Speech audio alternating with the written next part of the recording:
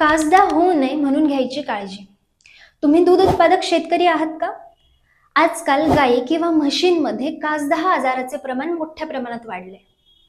हा आजार होऊ नये म्हणून आपण काही गोष्टींची काळजी घ्यायला हवी. गोठ्याची स्वच्छता ठेवावी. गोठा कोरडा असल्याने जीवाणूंचा प्रादुर्भाव कमी होतो. गोठ्यात हवा खेळती असावी. दूध काढणाऱ्या माणसानं आपले हात स्वच्छ साबणाने धुवून घ्यावेत.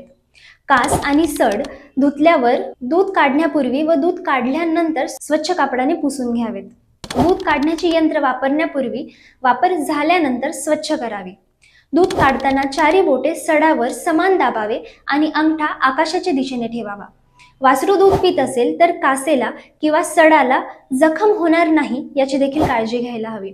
कासदाह झालेल्या गायीच्या किंवा म्हशीच्या दुधाबद्दल शंका वाटत असेल तर लगेचच पशुवैद्यकांचा सल्ला घ्या.